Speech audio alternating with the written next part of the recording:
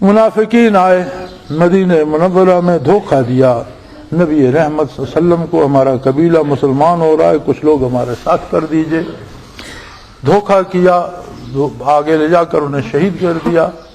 لمبا قصہ ہے، کچھ کو قید کر کے مکہ مکرمہ بیچنا چاہا۔ میں مختصر سی بات کرتا ہوں، ان میں سے دھوکہ کرنے والے منافقین میں سے ایک بندہ، اطلاع آئی نبی کریم کو، بہت دکھ ہوا، بڑے جانثار بڑے پیارے لوگ تھے جو شہید اور دھوکے سے شہید۔ لیکن کسی نے آ کر عجیب لوگ تھے یار، خود فیصلہ نہیں کرتے تھے، اب ایک بندہ ان میں سے آ رہا ہے تو اسے قتل کر دو، نہیں، بھاگی ہوئی بارگاہ رسالت میں کہ ان دھوکہ دینے والوں سے ایک شخص آ رہا ہے، اجازت ہو تو اس کی گردن اڑا دیں۔ ہم تو خود فیصلہ کر لیتے ہیں نا، ہر بندہ مفتی ہے، وہ ایسے نہیں تھے۔ اصل اسلام یہی ہے، فردوہ الی اللہ و الی رسول، بات جب بھی ہو اسے بارگاہ رسالت میں، بارگاہ الوہیت سے پوچھو کیا کرنا ہے، دین سے پوچھو کیا، خود فیصلے نہ کرو۔ آپ نے فرمایا جب آ رہا ہے تو اسے آنے دو۔ آ گیا بارگاہ رسالت، آپ نے کہا تم نے اتنا دھوکہ کیا، پھر کیا لینے آئے؟ کہنے لگا ایک سوال پوچھنا چاہتا ہوں، اس کے بعد بے شک آپ میری گردن مروا دیں۔ کیا سوال؟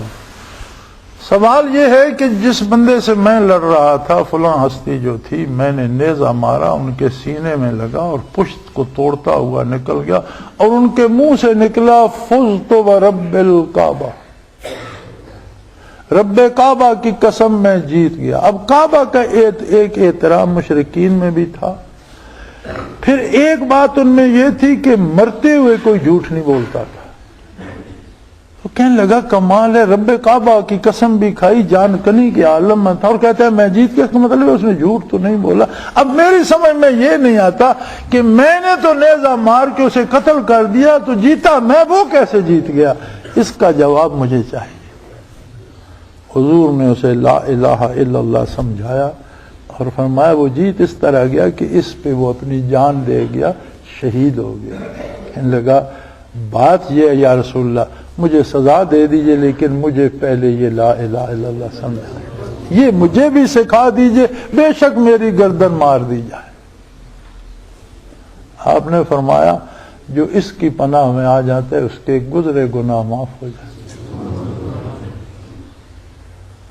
یہ جو تھا نا کہ موت بھی آئے اور بندہ کہے میں ہارا نہیں، میں جیت گیا ہوں، یہ شاید نہ پیر صاحب دے رہے، نہ مولوی صاحب دے رہے، نہ واعظ دے رہا ہے، نہ مبلغ دے رہا، نہ کوئی میں دے رہا ہوں، نہ آپ دے رہے ہیں۔ ہمیں ضرورت اس کی ہے کہ ہم لا الہ کہیں تو ہمارا مقصد ہو، وہی مین اٹ، لا الہ الا اللہ، کسی کی بات نہیں سنی جائے گی اللہ کے سوا۔ یہ آپ نے کیوں قید کر لیا معبود صرف اللہ ہے، اس پہ تو ایک قدغن لگ گئی کہ صرف سجدے اللہ کو کرنے، باقی ساری باتیں دوسروں کی مانتے رہو نا۔ اس کا تو سیدھا سا ترجمہ ہے کہ کسی کی نہیں مانیں گے سوائے اللہ کے، بات ختم ہو گئی۔ سیدھے کیوں نہیں پڑھتے لا الہ کو؟ پیج پیج کیوں لڑاتے ہو؟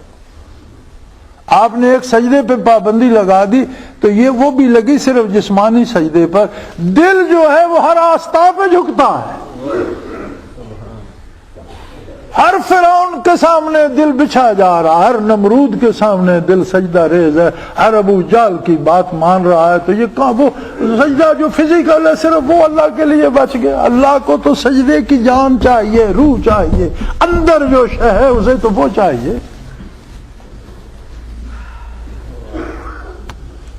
فرمایا قربانیاں کرتے ہو تو اللہ کو تمہارے گوشت اور خون، تو وہ تو اللہ کو نہیں ضرورت کہ وہ تمہاری قربانیوں کا گوشت لے کر فرشتوں میں بانٹتا ہے تب اس کی مخلوق پلتی ہے، ایسی تو کوئی بات نہیں ہے۔ وَلَٰكِن يَنظُرُ إِلَىٰ قُلُوبِكُمْ، وہ تو اندر جھانکتا ہے کہ کیا قربان کر رہے ہو، کیا نچھاور کر رہے ہو۔ یہ چھری چلا سکتے ہو اپنی گردن پر، اپنی خواہشات پر چلا سکتے ہو، نہیں تو پھر تم نے ایک جانور کی جان بے سود لی، کیا فائدہ اس کو ذبح کرنے؟ کھاؤ پیو موج کرو۔ چھری چلانے کا مطلب تو یہ تو ایک سمبل ہے، ایک نمونہ ہے کہ آپ نے بیل کاٹ دیا، بکرا کاٹ دیا، دمبا کاٹ دیا۔ اصل تو نمونہ ہے کہ تم نے خواہشات باطلہ کا گلا کاٹا یا نہیں۔ تو اگر ان پہ چھری نہیں چلی فرمایا یہ گوشت لے جاؤ اور کھاؤ پیو، مجھے ضرورت نہیں ہے اس کی۔ قرآن کہتا ہے بھئی یہ جو خون بہایا تم نے اور یہ گوشت، اس کی اللہ کو ضرورت نہیں ہے، اٹھاؤ لے جاؤ، جاؤ۔ تو یہ بانٹ لو اس طرح کہ صرف اس بے جان اور بے کیف سجدے اس گندے مندے وجود کے جس میں پاک کی کم اور نجاست زیادہ ہے، اس کا گوشت حرام ہے، اس کا خون کپڑے کے ساتھ لگ جائے تو ناپاک ہو جائے، تو باقی اس میں بچتا کیا ہے؟ یہ تو سارا ہی نجس ہو گیا۔ اس میں ہے ہی لا الہ جو اسے معزز کیے ہوئے،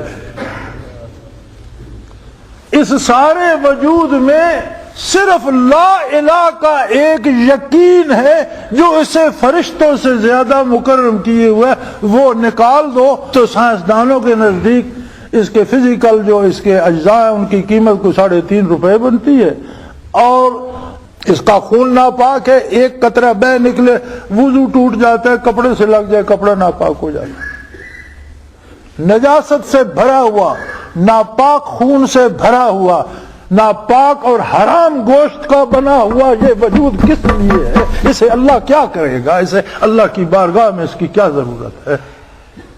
اس کی قیمت تو یہ ہے کہ جب یہ کہتا ہے لا الہ الا اللہ، ہر رگے جاں میں اللہ بس جاتا ہے، یہ فرشتوں سے زیادہ عزت پا جاتا ہے۔ حوریں اس کی راہ دیکھتی ہیں، آسمان اس کی طرف دیکھتے ہیں، عرش اس کے راستے کی منزل بن جاتا ہے۔ تو لا الہ کو نکال دو، اس کے پاس پیچھے بچے گا کیا؟ یہ تو حرام کی ایک گٹھڑی ہے، اسے لیے پھر کون سا ایسا بندہ ہے جس کا خون ناپاک نہیں ہے؟